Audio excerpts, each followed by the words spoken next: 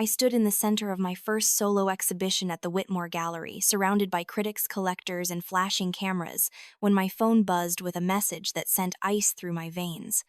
It was from my mother, Victoria Vance, the woman who had watched her golden son smash a plate into my face and said nothing. The message read, "Please, Rory. We've lost everything. Brandon is in jail. Your father had a stroke. I'm begging you. We need help. I'm your mother." I looked down at the screen, then up at the painting hanging before me, the centerpiece of my dinner scars collection. A shattered glass dining table, fake blood porcelain shards, and a rusted gold crown in the center.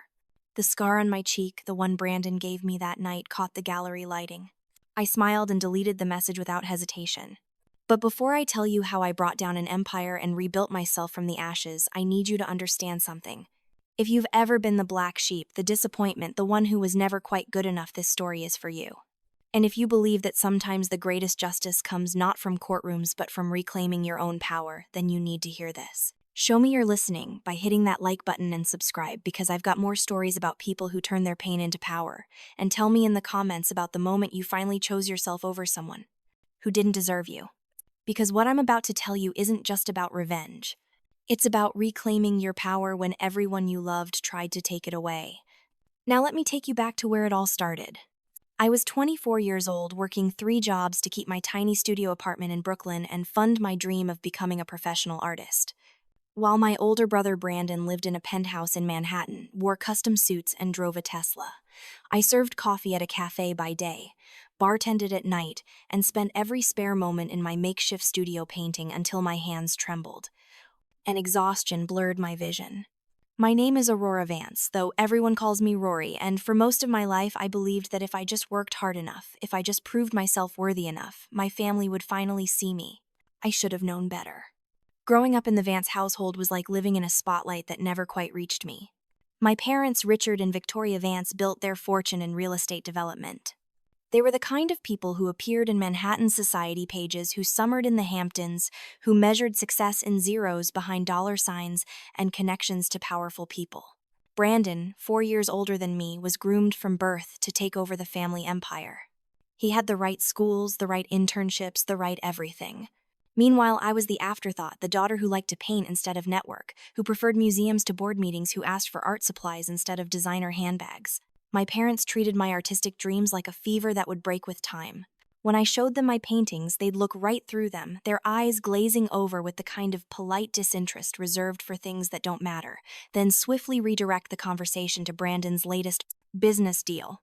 Richard made his position crystal clear over filet mignon one evening, announcing that art was a charming pastime for trophy wives, not a legitimate path for anyone bearing the Vance name. But my mother Victoria, she perfected cruelty into an art form of its own. Each phone call became a masterclass in calculated disappointment. She'd sigh heavily before asking when I'd stop humiliating the family with my little hobby, when I'd finally grow up and follow Brandon's example, when I'd accept that I simply wasn't special enough to make it as an artist. And Brandon. Brandon was the worst of them all. He treated me like I was beneath him, like my existence was an inconvenience he had to endure at family gatherings. He mocked my dreams openly, called my paintings worthless scribbles, and made sure everyone knew that I was the family failure. His girlfriend, Serafina Laurent, an Instagram model with 2 million followers, and the emotional depth of a puddle, joined in the mockery with gleeful enthusiasm. Together, they were a perfect pair of beautiful, cruel people who fed off each other's toxicity. I kept trying, though. I kept showing up to family dinners, kept hoping that one day they'd walk into a gallery, see my work, and finally understand. I kept answering my mother's calls, kept listening to Brandon's condescending advice about getting a real job, kept pretending that their words didn't cut me to the bone every single time. The invitation came on a Tuesday afternoon in late September. I was cleaning up after the lunch rush at the cafe, my hands pruned from dishwater and my feet aching when my phone rang. It was my mother, her voice sharp and commanding as always. She informed me not ask that I was required to attend their anniversary dinner that Saturday. 30 years of marriage, she said, and the whole family needed to be present. When I hesitated, when I dared to mention that I had a small exhibition opening at a local gallery that night, her voice turned ice cold. "You will be there, Rory," she said. "Or you can consider yourself no longer a part of this family. We've tolerated your little art phase long enough. The least you can do is show up for one evening and pretend to be a proper daughter." I should have said no. I should have chosen my exhibition, chosen myself, chosen my own path. But that desperate, pathetic part of me that still craved their approval made me cancel my plans. I told the gallery owner I had a family emergency. I bought a simple black dress from a thrift store because I couldn't afford anything from the boutique Serafina shopped at.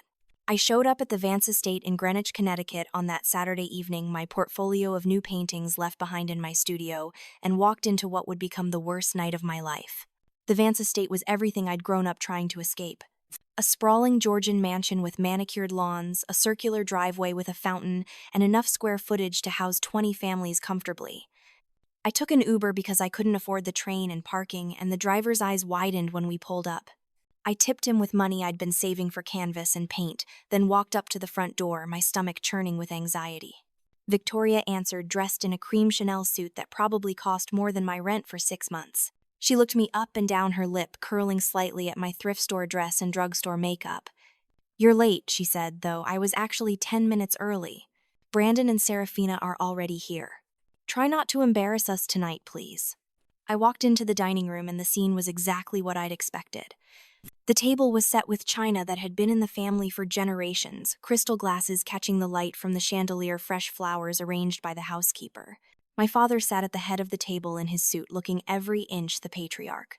Brandon lounged in his chair like a king, Serafina draped over him in a dress that probably cost what I made in 3 months. They were laughing about something, some inside joke from their glamorous life that I would never understand. "Oh, look who decided to show up," Brandon said when he saw me. His voice dripped with mockery. "Did you have to borrow that dress from the Salvation Army, Rory? I hear they have great deals on last season's rejects." Serafina giggled, her hand on Brandon's arm. "Oh, babe, be nice. Maybe she's going for that starving artist aesthetic. It's very bohemian." I felt my face burn but forced myself to smile. I sat down in the chair farthest from Brandon, next to my mother, who immediately launched into a story about Brandon's latest promotion. He'd just been made executive director of Vance Development at 30, she gushed. "The youngest person to ever hold that position. Isn't that amazing? Your brother is going to revolutionize the company." The dinner continued like this for an hour. Every conversation circled back to Brandon's achievements, his genius, his bright future. When my father asked what I'd been up to, I mentioned that I'd been selected to participate in a group show at a respected Brooklyn gallery. Richard stared at me like I'd spoken in another language. "Still playing with those silly paintings," he said, cutting into his steak. "When are you going to grow up, Rory? When are you going to get a real job? You're 24 years old. You should be thinking about your career, about settling down, about making something of yourself. Instead, you're living in some rat hole in Brooklyn, serving coffee like a teenager." "Actually, I'm also bartending," I said quietly, trying to keep my voice steady. "And my paintings have been getting attention. The gallery owner thinks I have real potential." "Potential doesn't pay the bills," Victoria interjected. "Do you know how embarrassing it is when people ask me what my daughter does? What am I supposed to say? That she's a waitress with delusions of being an artist?" Brandon laughed, the sound cruel and sharp. "Come on, Rory. Face reality. You're never going to make it as an artist.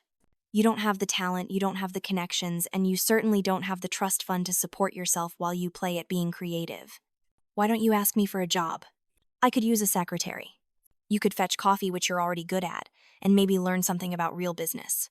Serafina added her own commentary, her voice sugary sweet. "I think it's cute that you're still trying. But honestly, at some point you have to know when to quit. Not everyone is meant to be special, you know. Some people are just meant to be ordinary." Each word was a knife, but I'd learned to take them. I'd learned to sit there and absorb their cruelty because fighting back only made things worse. I focused on my plate, on cutting my food into smaller and smaller pieces, on breathing through the tightness in my chest. This was my family. This was supposed to be love. The dinner progressed, and the wine flowed freely. Brandon got louder, more aggressive in his mockery. He stood up at one point to give a toast to our parents, talking about their legacy, about how he was honored to carry the Vance name forward, about how family was everything.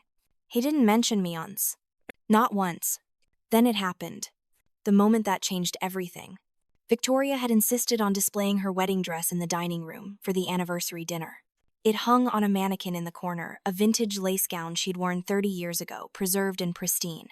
Brandon was gesturing wildly during one of his stories, a glass of red wine in his hand when he stumbled slightly. The wine arced through the air in slow motion. I watched it splash across the white lace, a spreading crimson stain that looked like blood. The room went silent. Victoria gasped, her hand flying to her mouth. Richard stood up, his face darkening. Brandon stared at the dress, his expression shifting rapidly from shock to panic. And then in that moment, he made a choice.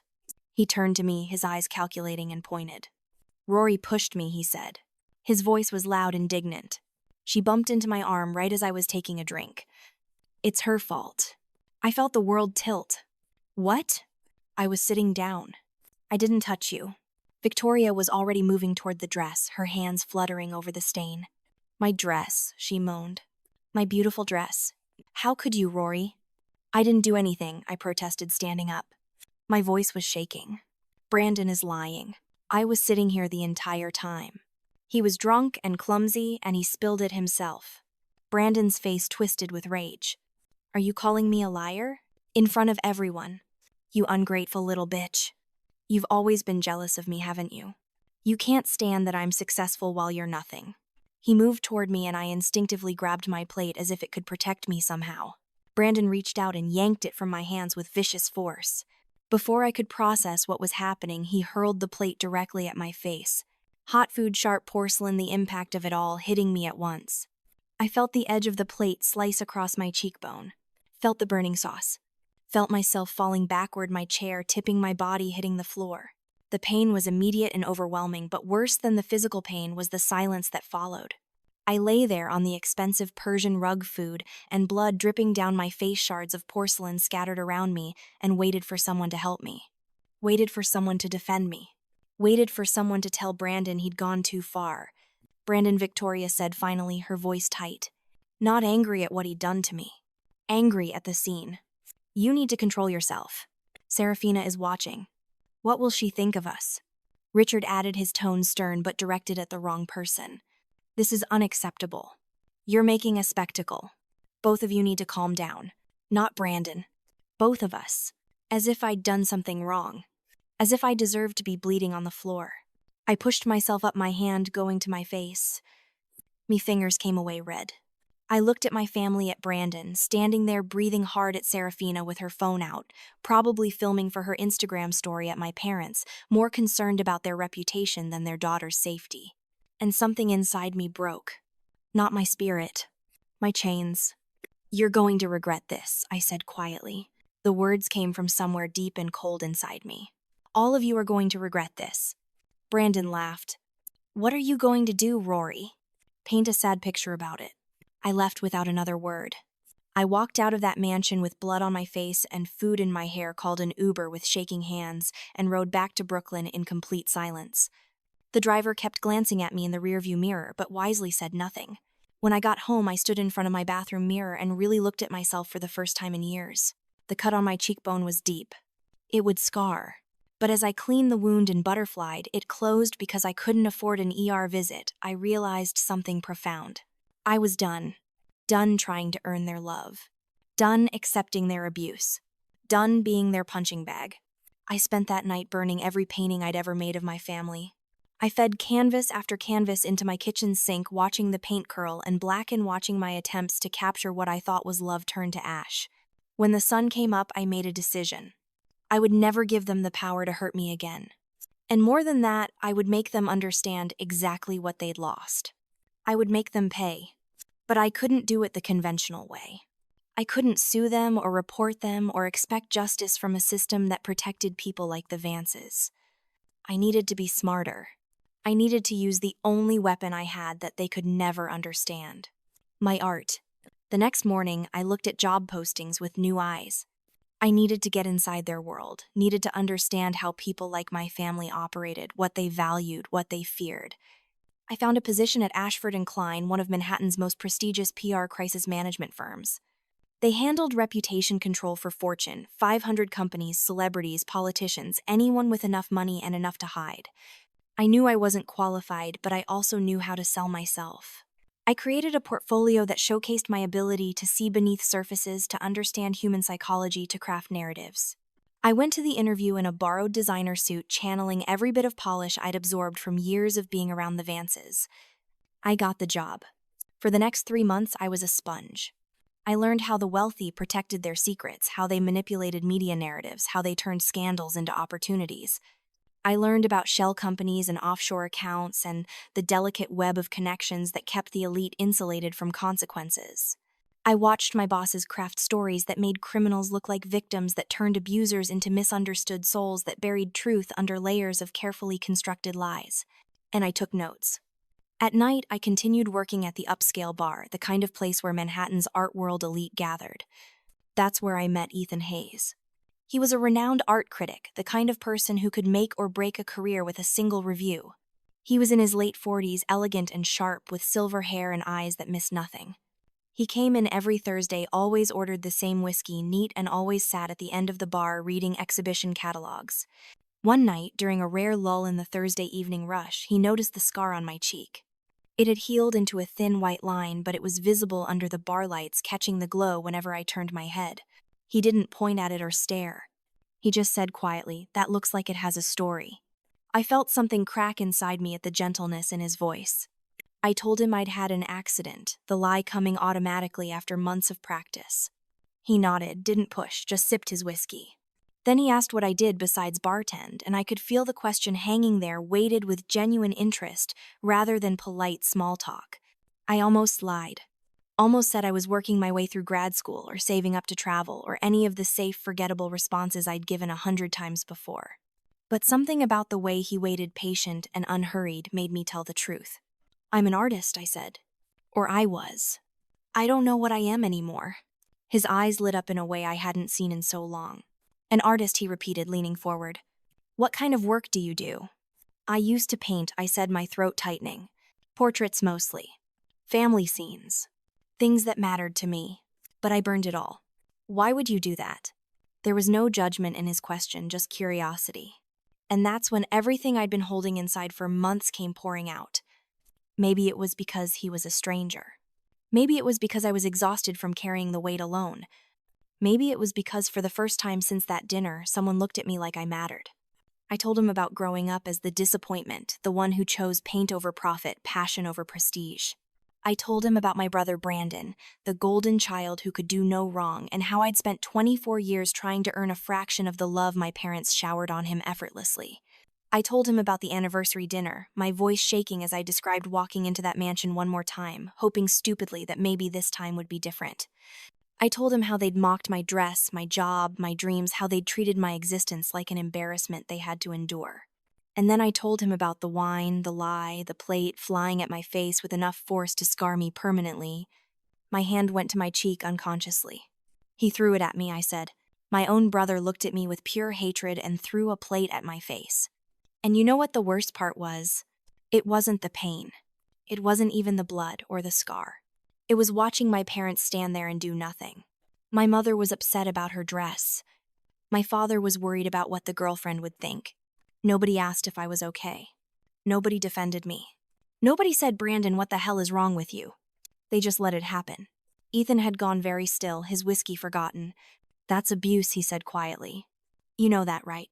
That's not family drama or sibling rivalry. That's assault." I know I whispered, and saying it out loud to someone who understood felt like lancing a wound I'd been pretending didn't exist. I know what it was. And I know that if I'd called the police, they would have protected him. They would have paid lawyers. They would have made me look crazy or vindictive or ungrateful. The Vances don't lose. They just crush anyone who tries to hold them accountable. "So you burned your paintings," Ethan said, slowly understanding dawning in his eyes. "I burned every single one I confirmed. Every family portrait. Every canvas where I tried to capture what I thought love looked like. I watched them turn to ash in my kitchen sink, and I realized something. I'd been painting a lie my whole life. Trying to create beauty out of something ugly. Trying to make them look like the family I wished they were instead of the family they actually are." "And now?" he asked. "Now I want them to feel what I felt." I said the words coming out harder, colder than I'd intended. "I want them to know what it's like to lose everything. To be humiliated. To realize that the person they threw away was the only one who ever really loved them, and now it's too late. I don't want revenge in some petty way. I want to systematically dismantle everything they've built and make them watch as it crumbles. I want to take my pain and turn it into their nightmare." I expected him to be horrified, to pull back, to pay his tab and never come back. Instead, Ethan smiled. Most people would have been horrified. Ethan Hayes smiled.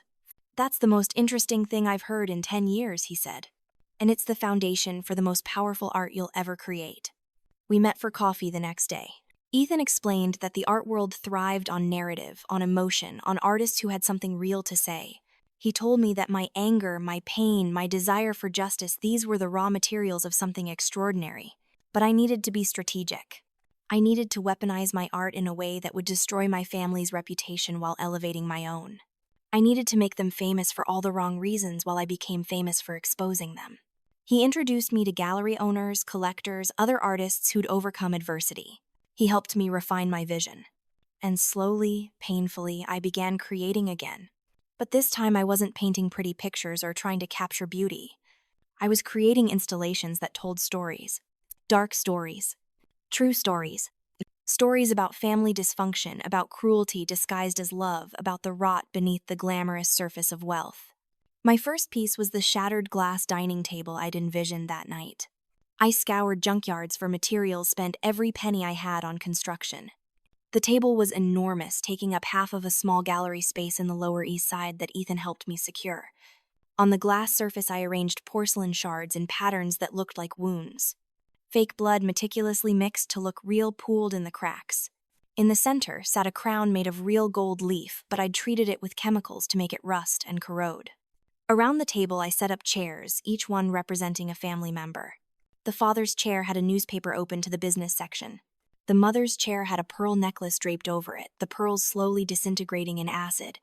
The brother's chair sat higher than the others on a platform, literally looking down on everyone else. The girlfriend's chair had a smartphone endlessly playing a slideshow of perfect filtered images. And my chair was empty, pushed away from the table, a single red handprint on its back. I called it Dinner at the Vances, though I didn't explicitly name them in the gallery materials. I just described it as a meditation on family violence and the silence of witnesses. The opening was small, maybe 30 people. But Ethan was there and he brought friends. Amperton friends. Critics, collectors, journalists. They walked around my installation in silence and I could see them processing it, understanding it, feeling it. One woman started crying. A man took photos with his professional camera, capturing every angle. And Ethan wrote a review for Artforum that changed my life. Aurora Vance, he wrote, has created something rare in contemporary art, a piece that is both deeply personal and universally resonant. Dinner at the Vances is a brutal, unflinching examination of familial cruelty and the mechanisms by which abuse is normalized. The corroded crown, the shattered table, the empty chair, these are symbols we understand on a visceral level.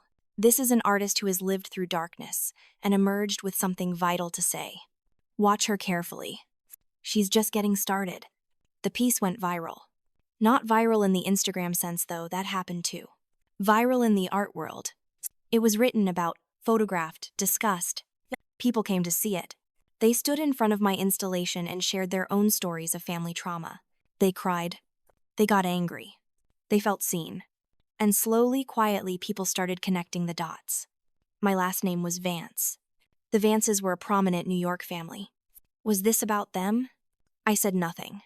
I let people speculate. Meanwhile, I started my real work.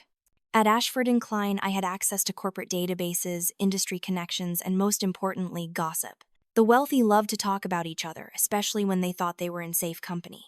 I learned that Brandon's rapid rise at Vance Development wasn't quite as legitimate as my parents claimed. He'd been cutting corners on projects, bribing inspectors, using company funds for personal investments. He was good at hiding it, but not good enough. There were whispers. Complaints that had been quietly settled. Rivals who'd noticed irregularities but lacked proof. I became obsessed with finding proof. I spent my lunch breaks researching public records, building permits, financial filings. I created fake social media accounts to follow Brandon and Serafina, watching their every move. And that's when I got lucky.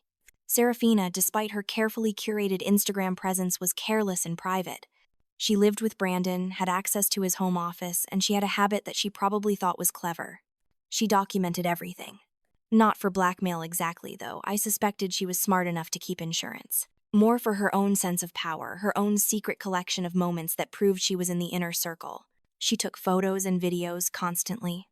Brandon signing sketchy contracts. Brandon meeting with known corrupt officials. Brandon high out of his mind at parties saying things he shouldn't. And she kept it all on a portable hard drive that she carried in her designer purse. I knew this because I made it my business to befriend her assistant. Serafina had recently hired a young woman named Maya to manage her schedule and help with her social media presence. Maya was sweet, overworked, and underpaid. She came to the bar where I worked, always ordered wine, and complained about her boss. I listened. I sympathized. I became someone she trusted. And one night after a few drinks, she told me about the hard drive. She'd seen it once when Serafina asked her to grab something from her purse. Serafina had snatched it away quickly, but not before Maya glimpsed folders labeled with dates and names. I knew then what I had to do. I needed that hard drive. I couldn't just steal it. That would be too risky, too obvious. Instead, I had to make Serafina want to give it to me, or at least to give it away. I started attending the same charity events, the same gallery openings, the same parties that Serafina frequented. I made sure she saw me not as Rory, the family embarrassment, but as Aurora Vance, the emerging artist everyone was talking about. I dressed better, carried myself differently, smiled like I had secrets. And I waited. Our first real interaction came at a fundraiser for a children's hospital. Serafina was there with Brandon, both of them working the room like the power couple they thought they were. I was there as a guest of Ethan, who'd bought a table. When Serafina saw me, her expression flickered through surprise, confusion, and something that might have been fear. I walked right up to her, champagne in hand, that scar on my face catching the light. "Serafina," I said warmly, like we were old friends. "You look amazing. That dress is incredible." She recovered quickly, her influencer smile snapping into place. "Aurora. Hi. I didn't know you'd be here. I've been seeing your name everywhere lately. That installation of yours is apparently quite something. You should come see it," I said. "It's very personal, very much about family dynamics and the things we don't talk about." Her smile tightened. I could see her mind working, trying to figure out if this was a threat. "I'm sure it's fascinating.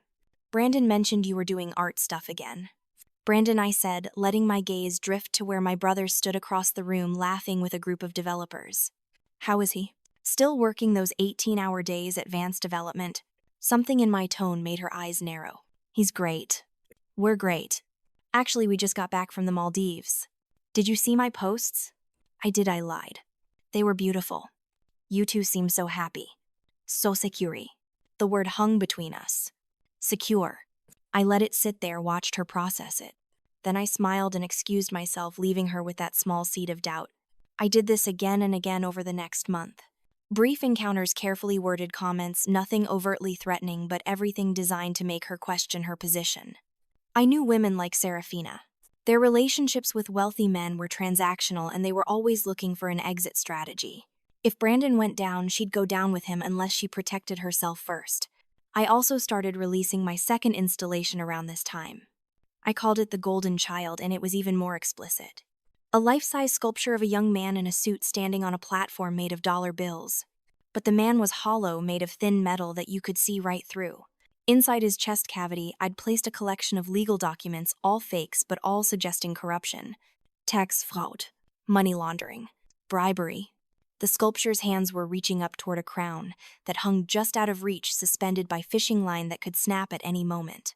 Around the platform, I scattered photographs, all anonymous, all showing glimpses of wealth built on suffering. Construction workers with injuries. Families displaced by gentrification. Environmental damage. The art world ate it up. Critics called it a searing indictment of capitalist excess. Collectors fought over it. And people started asking questions. Who was this golden child? Was Aurora Vance critiquing someone specific? Then I released the third piece. Dinner Scars, which I'd named my entire series after. This one was the most personal. A video installation showing a loop of a dinner table filmed from above. You could see hands passing food, pouring wine, but you never saw faces. Just hands. And slowly, as the video progressed, the hands became more violent. Pushing, grabbing, throwing. Until finally a plate shatters against something and red liquid wine or blood, it's impossible to tell, spreads across the white tablecloth. The video cut to black, then started over. An endless cycle of violence. I premiered it at a gallery in Chelsea. The show was packed. And standing in the back of the crowd, I saw a journalist I recognized. Marcus Chen, an investigative reporter for the New York Times who specialized in corporate corruption and white-collar crime. Ethan had introduced us weeks before. Marcus had been very interested in my work, very interested in the Vance family. I'd been feeding Marcus information slowly. Nothing directly from me, just tips. Suggestions of where to look, public records to examine, people to interview. I never said I was trying to take down my brother. I just said I was interested in honest journalism about real estate development in New York. Marcus was good at his job. He didn't need much direction. The night of the Dinner Scars opening, I approached him. We stood side by side watching the video loop. He spoke first. "It's powerful," he said. "Very personal." "It is," I agreed. "I've been doing some digging," he continued. "On Vance development. On Brandon Vance specifically. There's a lot there. Irregularities in permits. Suspicious financial movements. But I need more. I need something solid." I turned to look at him. "What kind of something?" "Documents. Proof. Right now it's all circumstantial. I can write about the irregularities, but without hard evidence, it's just another story about rich people probably being corrupt. I need the smoking gun." I smiled. "Give me 2 weeks." I knew Serafina was close to breaking. I'd continued my campaign of strategic encounters, each one designed to highlight her vulnerability. I made sure she knew that Brandon's business was under scrutiny. I let her overhear conversations about SEC investigations, though I might have exaggerated the extent of the investigation. I watched her social media posts become more anxious, more focused on securing her own brand separate from Brandon. She started taking meetings with managers and agents, positioning herself for a solo career. She was getting ready to jump ship. The opportunity came at a gallery opening in Tribeca. Not mine, but one I knew Serafina would attend because a famous photographer was debuting his new work, and Serafina was trying to network with him. I arrived early, positioned myself near the bar, and waited. When she arrived, she looked strained. Her makeup was perfect, her dress expensive, but her eyes gave her away. She was scared. I caught her alone in the bathroom, both of us standing at the mirrors, reapplying lipstick like this was a normal social interaction. I spoke to her reflection. "How are you holding up?" She met my eyes in the mirror. "Fine. Why wouldn't I be?" "I just heard some things," I said carefully. "About Brandon. About the company. I hope everything's okay." "What things?" Her voice was sharp. I shrugged. "Just rumors. You know how people talk. Something about an investigation? I'm sure it's nothing. Brandon always lands on his feet." She put her lipstick away too quickly, her hands shaking slightly. "It's fine. We're fine." "Of course," I said. "I just thought as someone who grew up in that family I should mention. The Vances are very good at protecting themselves. Sometimes at the expense of people close to them. My father has a saying, the family name comes first. Everything else, everyone else is expendable." I let that sink in. Let her think about what it meant to be attached to a family that would sacrifice anyone to protect their legacy. Then I offered her the out. "If you ever need someone to talk to," I said. "Someone who understands what it's like to be on the outside of that world. I'm here." "Why would you help me?" she asked suspiciously. "After everything?" "Because you're not the enemy," I said. "You're just someone who got caught up in their orbit. Like I was. The difference is, I got out. You still have time to do the same." 3 days later, Maya, Serafina's assistant, contacted me. She said Serafina wanted to meet for coffee. Just the two of us. No cameras. No social media. I agreed immediately. We met at a small cafe in the West Village, the kind of place where celebrities could sit relatively unbothered. Serafina looked different without the Instagram filter. Older. Tired. Real. She ordered a latte she didn't drink and stared at me across the table. "I know what you're doing," she said finally. "I'm not stupid." "What am I doing?" "You're taking down Brandon. And probably your whole family. That art of yours, it's not just art. It's a weapon. Is it working?" She laughed, but there was no humor in it. "You want to know the truth. I hope it works. I hope you destroy him. Do you know what he's like when the cameras are off? When there's no one around to perform for? He's cruel. He's vindictive. He treats people like props in his story. He treats me like a prop. So leave him," I said simply. "And go where? My whole brand is tied to him. My followers love us as a couple. If I leave, I'm just another model with a good Instagram." And if he goes down for whatever you and that journalist are planning, I go down with him. People will think I knew. They'll think I was complicit. Were you? She looked away. Not at first. But over time you see things. You hear things. And you have choices about what to do with that information. I made the wrong choices. I stayed quiet because it was easier. Because I benefited from it. I'm not innocent. None of us are, I said. But you have a chance to make a different choice now. What do you want? The truth, I said. Whatever you have. Whatever you've been keeping as insurance. I know you have something. I know you document everything.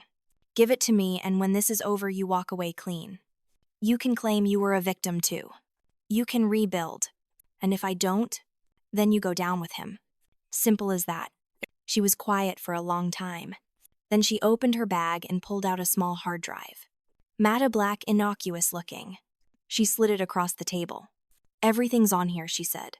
Videos, photos, documents I photographed. Brandon doesn't know I have it. No one does except Maya, and she's loyal to me. This is my insurance policy. And now it's mine, I said, taking the drive. She nodded. I want you to know something. That night at the dinner when he threw that plate at you, I filmed it. It's on there. I thought it was funny at the time. I thought you deserved it for being so difficult. But watching it later, seeing your face, seeing the blood, I knew I was watching something unforgivable. I kept it anyway. Because I'm a coward. You're giving it to me now, I said. That takes courage. No, she said, standing up. It's survival. There's a difference. She left without finishing her latte. I sat there with the hard drive in my hand, feeling its weight. This small piece of technology contained everything I needed. Everything that would finally make them pay. I didn't go straight to Marcus Chen. First, I needed to see what was on the drive myself. I went home, locked my door, and plugged it into my laptop. What I found was beyond anything I'd imagined. Serafina had been thorough, almost obsessively so. There were folders organized by date going back 3 years. Videos of Brandon at parties high on cocaine bragging about bribing city officials. Photos of documents showing shell companies and money transfers to offshore accounts. Emails he'd left open on his computer that she'd photographed detailing kickback schemes with contractors. Records of payments to inspectors to overlook safety violations. And worst of all, evidence of a building collapse in Queens 2 years ago that had injured 4 construction workers. Brandon had paid off the families and buried the story, but Serafina had kept copies of everything. And then I found the video from that night. The anniversary dinner. She'd been filming when it happened, probably planning to post some glamorous family moment to her Instagram. The angle was from across the table and you could see everything. Brandon stumbling with his wine glass. The wine splashing onto my mother's wedding dress. And then, clear as day, Brandon turning to me, his face calculating. You could hear him say it. Rory pushed me. You could see me sitting there nowhere near him. You could watch him grab my plate and throw it directly at my face with deliberate force. The sound of impact. My body falling. The blood. And most damning of all, you could hear my parents. Not checking on me. Not defending me. Just worrying about appearances. I watched the video 3 times. Each time I felt something different. The first time I felt the pain all over again. The second time I felt anger so intense my hands shook. The third time I felt something cold and clear. Power. This wasn't just evidence of financial crimes. This was evidence of who they really were. This was the smoking gun that would destroy not just Brandon's career, but the entire Vance family reputation. I spent the next week carefully curating the information. I made copies of everything, stored them in multiple locations, encrypted and backed up. Then I reached out to Marcus Chen. We met at his office at the New York Times, a maze of cubicles and stressed journalists working on deadlines. I brought the hard drive and a detailed document I'd prepared outlining every piece of evidence and what it proved. Marcus spent 4 hours going through it while I waited. When he finally looked up at me, his expression was a mixture of shock and excitement that journalists get when they've found a real story. This is Pulitzer-level material, he said. Do you understand what you're giving me? This isn't just one corrupt executive. This is systemic fraud, bribery, safety violations that resulted in serious injuries. This is a takedown of one of New York's most prominent real estate families. Yes, I said. I understand. Why are you doing this? He asked. And don't tell me it's about justice or the public good. This is personal. I showed him the scar on my face. I told him about the dinner. I told him about a lifetime of being treated like I was worthless by people who claimed to love me. I told him that I wanted them to understand what it felt like to lose everything, to be humiliated, to be powerless. He listened without judgment. Then he said something I'll never forget. The best revenge isn't just destroying them, he said. It's succeeding while they fail. It's becoming everything they said you couldn't be while they become everything they feared. You're already doing that with your art. This is just insurance. When do you publish? I asked. Give me 2 weeks, he said. I need to verify everything, get statements, build the story properly. But when this drops, it's going to be a bomb. You should prepare yourself. Your family will know it came from you. Good, I said. I want them to know. Those 2 weeks were the longest of my life. I continued my normal routine, working at the bar, going to my PR job, creating art in every spare moment. I started working on my 4th installation, the one that would premiere the same week Marcus's article was scheduled to publish. This piece was different from the others. Less metaphorical. More direct. I called it The Heir. It was a life-sized figure of a man in a business suit, but the suit was made entirely of shredded legal documents. Real documents that I'd collected from public records, lawsuits, building permits, all the paperwork that documented Vance Development's corruption. The figure's face was a mirror, so that anyone who looked at it saw their own reflection. The implication was clear. The corruption wasn't just Brandon. It was everyone who looked away. Everyone who benefited. Everyone who chose comfort over conscience.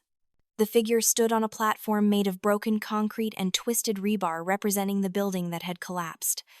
At the base, I placed construction hard hats, each one labeled with the name of a worker who'd been injured in Vance Development projects over the years. I'd found their names through court records and news archives. I wanted their stories told. The gallery where I was showing this piece was much bigger than my previous venues. Ethan had helped me secure a space in a prestigious gallery in Chelsea, the kind of place where serious collectors came. The opening was scheduled for a Thursday night. Marcus's article was scheduled to publish that same morning. The timing was deliberate. The art world would see my work in a new context, understanding that it wasn't just creative expression. It was documentation. It was testimony. It was a reckoning. On Wednesday night, Marcus called me. The article is going live at 6 a.m., he said. Prepare yourself. It's comprehensive. It's damning. And it names names. I didn't sleep that night. I stood in my studio surrounded by my work and thought about the little girl I'd been. The one who'd loved to paint because it was the only time she felt seen. The one who'd believed that if she was just good enough, talented enough, perfect enough, her family would love her. That girl was gone. In her place was someone harder, someone scarred, but someone who'd learned that love should never cost you your self-respect. At 6 a.m., I refreshed the New York Times website. The article was there, front page of the digital edition. The headline read, "Empire of Fraud: How Vance Development Built Manhattan on Bribery and Blood." Below it, Marcus's byline and a photo of Brandon in his expensive suit looking every inch the successful executive. The article was 10,000 words long, meticulously researched, devastating in its detail. Marcus had done his job perfectly. He laid out everything. The shell companies. The offshore accounts. The bribed officials, several of whom he'd gotten to go on record. The building collapse and the cover-up. The safety violations that put workers at risk daily. The environmental regulations they'd ignored. The families they'd displaced through shady real estate deals. And there, embedded in the article, was a still frame from Serafina's video. Brandon throwing the plate at me, my body recoiling, blood visible. The caption read, "Brandon Vance assaulting his sister at a family dinner, September 2023. Marcus had also included my story. He'd interviewed me extensively, and he'd presented me not as a vengeful sister but as a whistleblower who'd tried for years to be accepted by a family that valued money over morality. He talked about my art, about how I'd been turning my trauma into powerful social commentary. He made me look like the hero and them like the villains they were. Within an hour, the article had been shared thousands of times. By noon, every major news outlet was covering it. By evening, there were camera crews outside the Vance Development offices. Brandon's face was everywhere, but now, instead of society pages, it was in articles about corporate crime. The SEC announced they were opening an investigation. The Manhattan District Attorney's Office issued a statement about potential criminal charges. Investors started pulling out. The stock price of Vance Development's parent company went into freefall. And that night, I stood in the gallery next to The Heir, watching as hundreds of people came to see my work. They came because of the article, because they wanted to see the art of the woman who'd taken down the Vances. But they stayed because the work was good. Because it meant something. Because I'd transformed my pain into something that spoke to their pain. Ethan stood beside me, proud and quiet. "You did it," he said. "You really did it." The night got better. A collector I'd never met, a woman who'd made her fortune in tech, bought the Air for $200,000. She said she wanted to donate it to a museum so that people would always remember that corruption has consequences. Other collectors started bidding on my previous work. Gallery owners were approaching me with offers for shows. By the end of the night, I'd made more money than I'd made in my entire life. And more than that, I'd made my name. Not as a Vance. As Aurora. As an artist who mattered. The fallout for my family was swift and brutal. Brandon was fired from Vance Development within 48 hours. The board had no choice. The evidence was overwhelming, and the public outrage was intense. Criminal charges followed. Tax evasion, bribery, fraud, reckless endangerment. The prosecutor was aggressive, using the case to make a name for himself. Serafina released a statement through a publicist, claiming she'd been manipulated and deceived, that she was cooperating fully with authorities. She got a good lawyer and managed to avoid charges. Last I saw, she was rebranding herself as a survivor of a toxic relationship, writing a memoir. Good for her. Richard, my father, had a stroke 2 weeks after the article published. The stress, the shame, the sudden realization that his legacy was destroyed. He survived, but he was diminished. Weak. Powerless. Everything he'd feared becoming. Victoria, my mother, tried to do damage control at first. She gave interviews claiming they'd been deceived by Brandon, that they'd had no idea what he was doing. But Marcus had more information. He published a follow-up piece showing that Richard and Victoria had signed off on many of the shady deals, that they'd benefited financially, that they'd chosen to look the other way. Their names were mud. Their fortune was frozen by the government. Their friends abandoned them. They tried to reach me. Phone calls at first, which I ignored. Then emails. Then letters. Victoria's messages became increasingly desperate. She apologized for the dinner. She apologized for not protecting me. She said she'd made mistakes, that she'd been a bad mother, that she wanted a chance to make things right. She said they needed help. They needed money. They needed their daughter. Every message I deleted. Every letter I burned. I felt nothing. Or maybe I felt everything, but I'd learned to channel it into my art instead of into the futile hope that they'd change. The weeks turned into months. I moved out of my tiny Brooklyn studio into a loft in Tribeca. I quit all my side jobs. I was a full-time artist, now represented by one of the best galleries in New York. I had shows scheduled for the next 2 years. Museums were acquiring my work. I was invited to speak at conferences about art and activism, about using creative expression to fight injustice. The scar on my face, which I'd once thought would mark me as a victim, forever became part of my public image. When interviewers asked about it, I told the truth. It was a reminder that I'd survived, that I'd fought back, that I'd won. One afternoon, about 6 months after everything happened, I was at my opening at a gallery in Los Angeles. The West Coast art scene had embraced my work enthusiastically. I was standing in front of a new piece, talking to a curator about possibly doing an installation at LACMA, when I saw a familiar face in the crowd. For a moment, I thought I was hallucinating.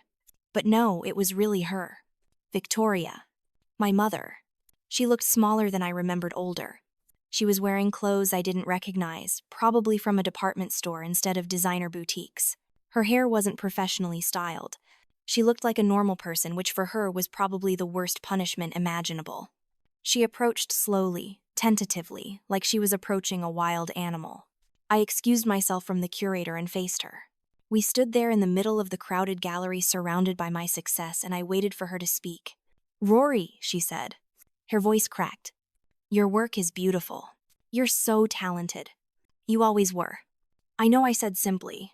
"I'm sorry," she continued. "I'm so sorry. For everything. For that night. For all the years before that night. For making you feel like you weren't enough. You were always enough. More than enough. I was the one who failed. Your father and I, we failed you. We created a monster and we protected him, and we sacrificed you to keep the peace. And now we've lost everything. Brandon is in prison. Your father can barely speak. Our house is gone. Our friends won't return our calls. We have nothing. I'm sorry to hear that," I said, and I meant it. Not because I felt bad for them, But because I was sorry that it took losing everything for them to maybe possibly understand what they'd done wrong. We need your help, Victoria said. We need money. We need somewhere to live. We need our family back. I looked at her for a long moment. Then I spoke clearly so she would understand.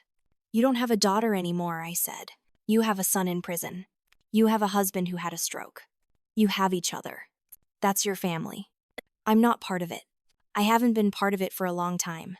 I tried for years to be part of it, and you made it very clear that I wasn't welcome unless I was useful or silent. I'm neither of those things now. I'm successful. I'm respected. I'm happy. And none of that has anything to do with you. Please, she said, and tears were running down her face. I'm begging you. I'm your mother. No, I said. You're the woman who gave birth to me. There's a difference. A mother protects her child.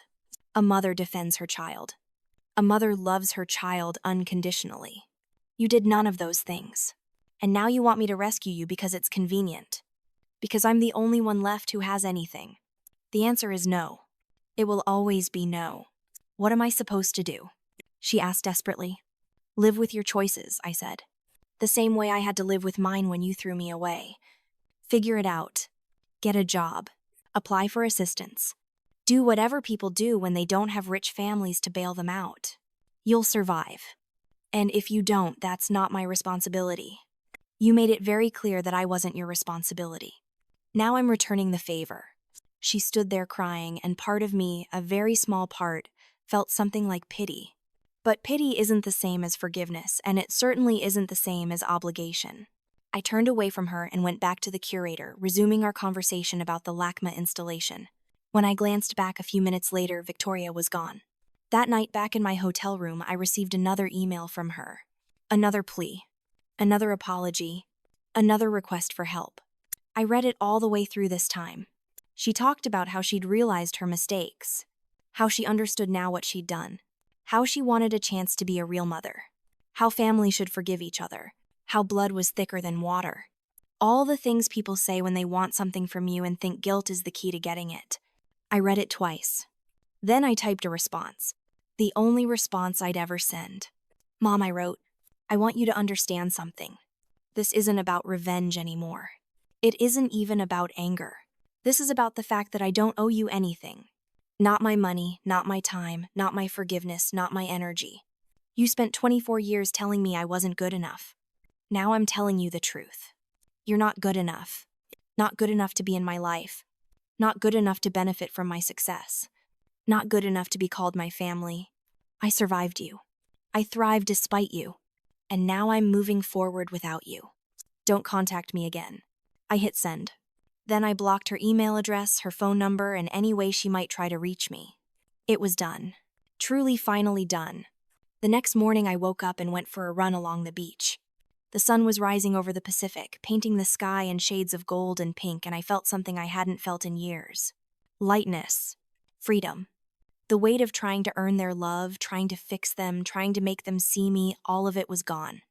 I was just Aurora. Just myself. And that was enough. That had always been enough. My art career continued to flourish.